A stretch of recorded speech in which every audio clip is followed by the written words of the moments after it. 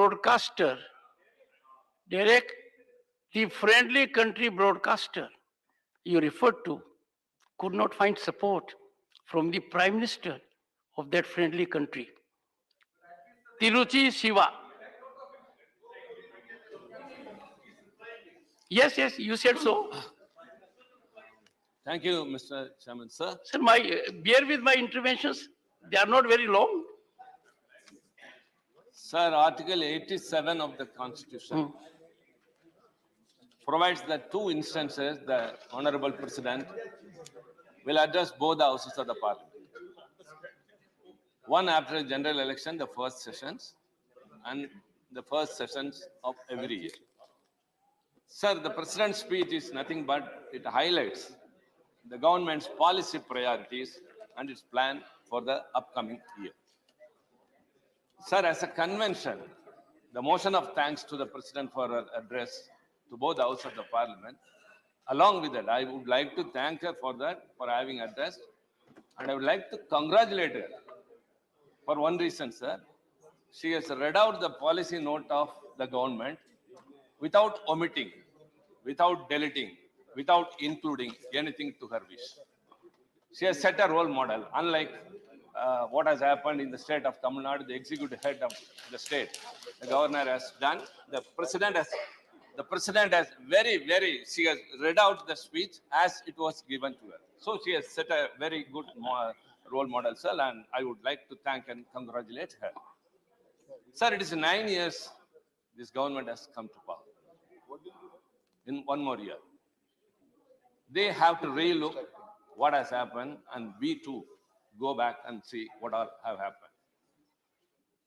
Sir, what has been in this country and what is now in this country is a very big thing to compare. What has been? Diversity and inclusion was. Now, adversity and exclusion. Sir, earlier it was unity. Now it is uniformity. Federalism and secularism are eroded. Free speech is undermined.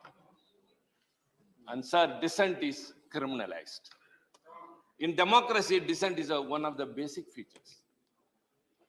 As Albert Camus, the French philosopher and the Nobel laureate, has observed that democracy is not the law of the majority.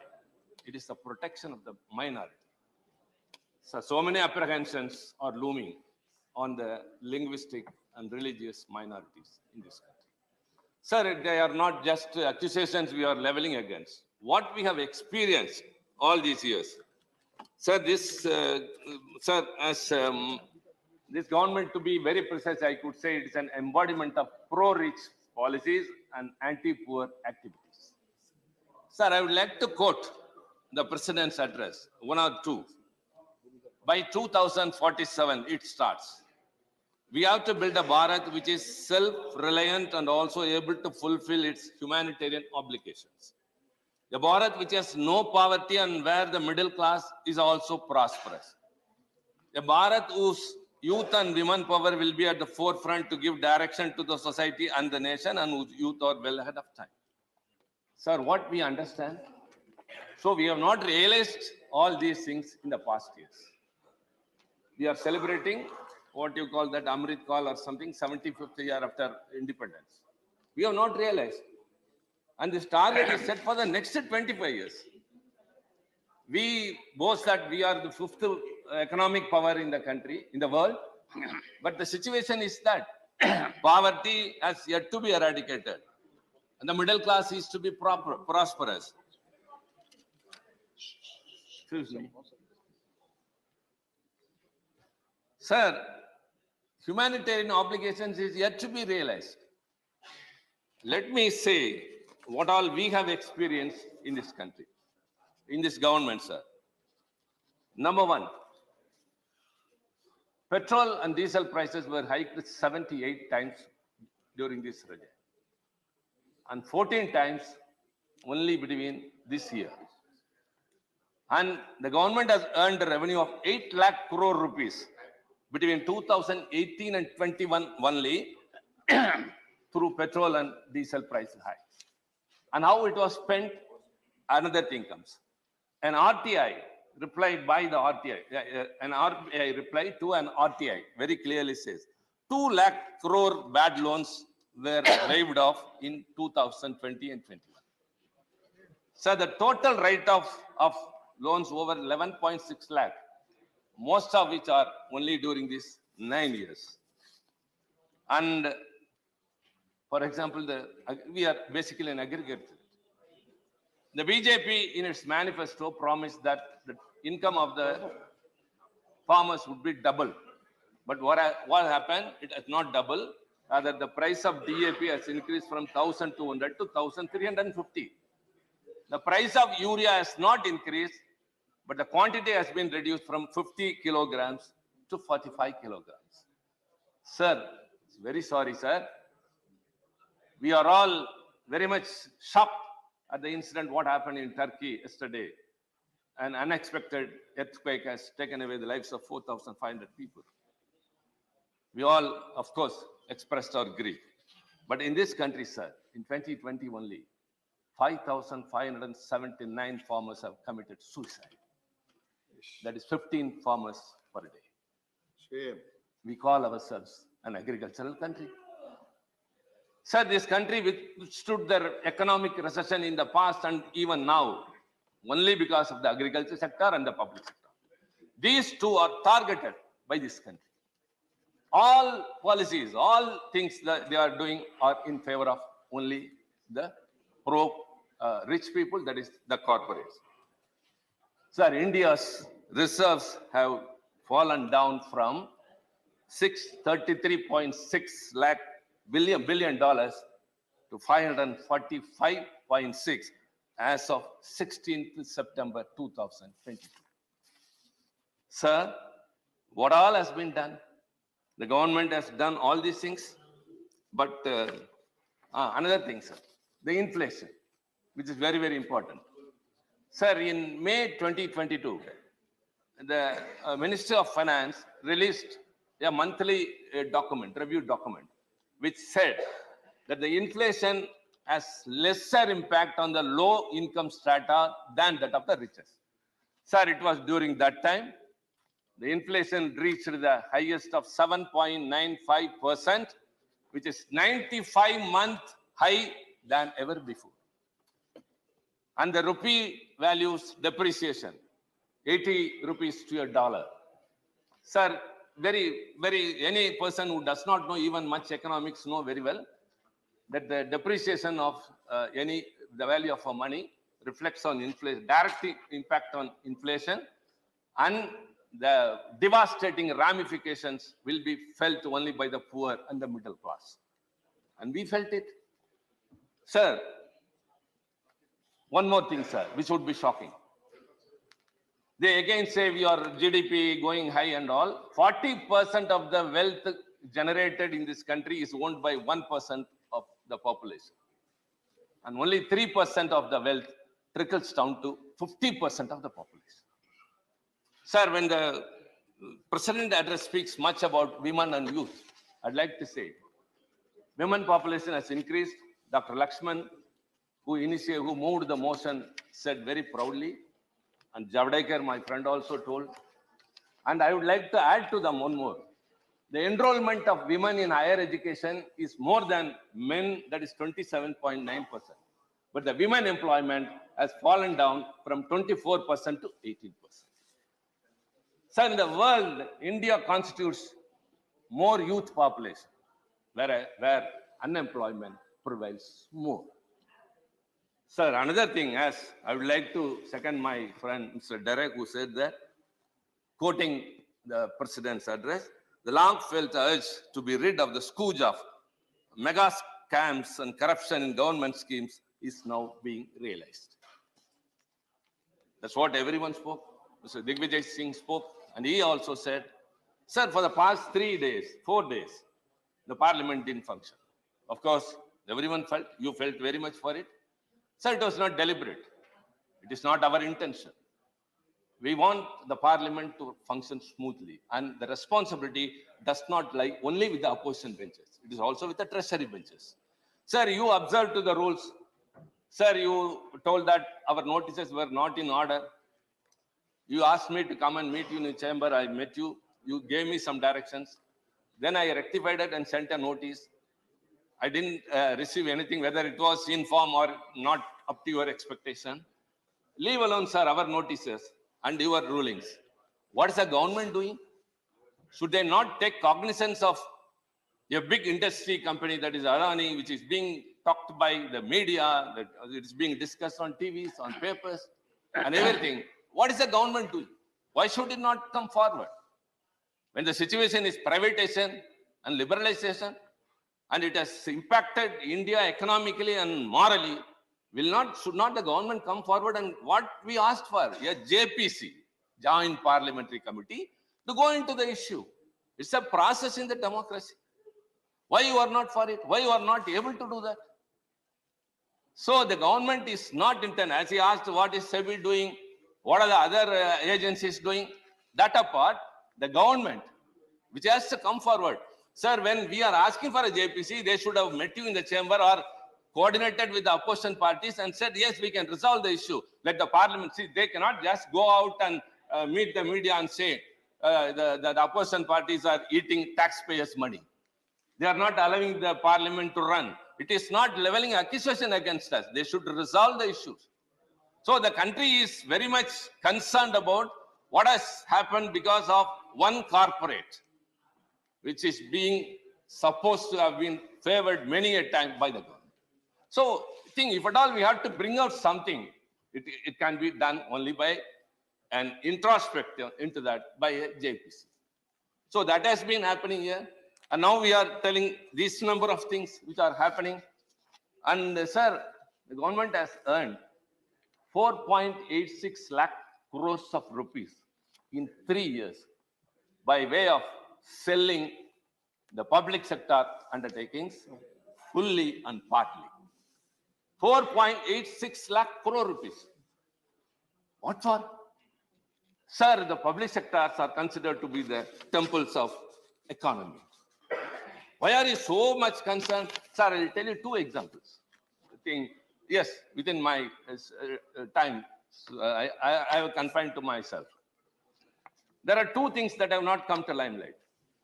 One is Videocon. Videocon is a well-known company which has become bankrupt. But it has borrowed rupees. Please, honorable members, I'm talking about your government. Okay. I'm talking about your government. Please. They don't bother, sir, whatever we speak. They don't take parliament into serious consideration. They don't listen to us. They don't bother what we speak. This is the first ever experience in all these 2 decades experience. A party who doesn't bother about the parliament and the debates and the what observations made by the opposition. How serious they are. We are serious. Though I don't understand Hindi, I am listening to the translation and listen what they speak. Please, confine to the subject. How many disturbances? Please go ahead.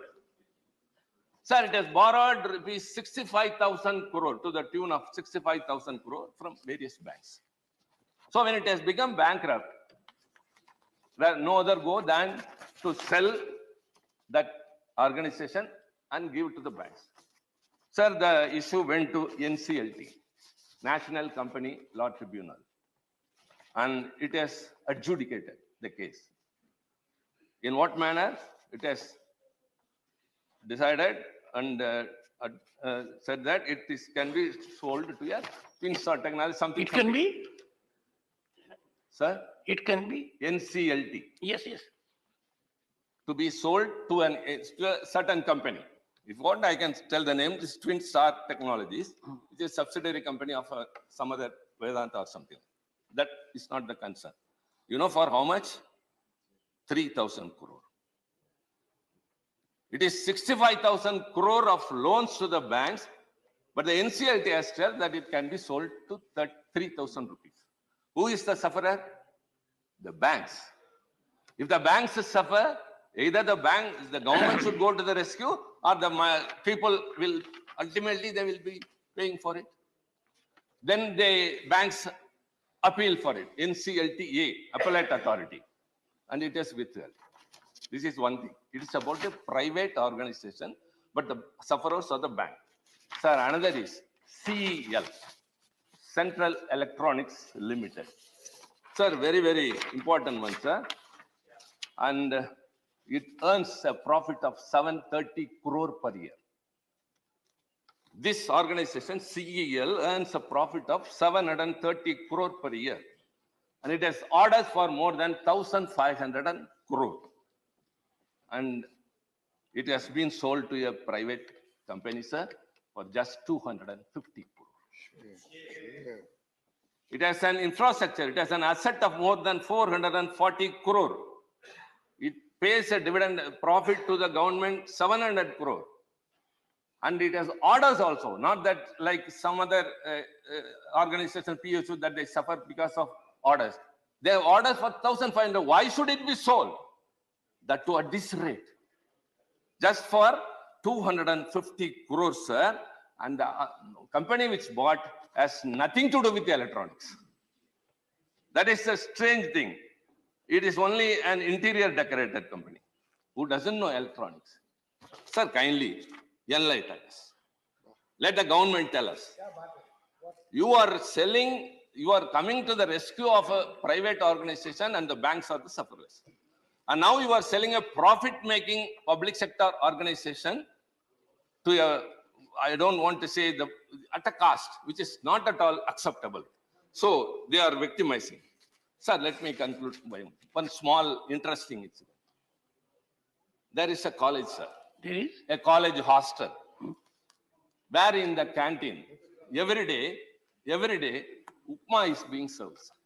Upma. The students. No cabinet minister. Good. Yes, Mr. Siva, conclude. We are used to this, Mr. Judge. We are used to all these things. Please conclude. Sir, no, you have to, sir. You have to protect us. The cabinet minister must be some cabinet minister. Leave alone. Sir, in a college hostel, listen, Derek. Yes, tell us Interest. about Upma. Every day, upma is being served. Sir, the students get agitated. They raise a hue and cry. They say, we don't want upma. That, all. So the warden finds no other option. He says, no, okay, I'll get your views. I'll conduct, you vote for what you want. And sir, that is very, very interesting, sir. And yes, everyone must be interested because I should be perfect in the statistics. The voting was counted, sir. 7% of the students have voted for bread and omelette. 13% have voted for puri. 18% for aloo paratha. 19% for masala dosa. 20% for idli. 23% for upma. Again upma. That is 2019. Because all the students were not united. Different opinions. Again upma came to the canteen, sir. Sir, 24, sir. 24, sir. Our leader, Mr. Stalin, is spearheading. We have all joined here and discussed. All the students will come together, sir, and upma will be out of the canteen.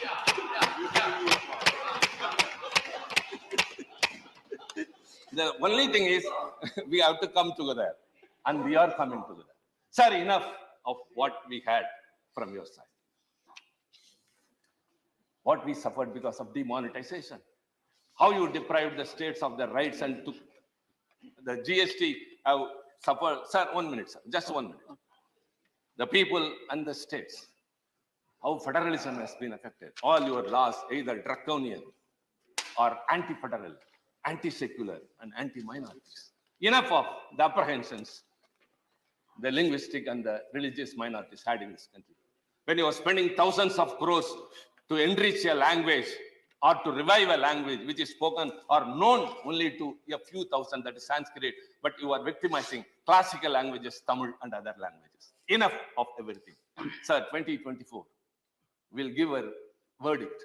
The franchise will be the situation that will change, and it will be federalistic, protecting the secularism and upholding the constitutional values. The countdown of this government has started. Thank you very much.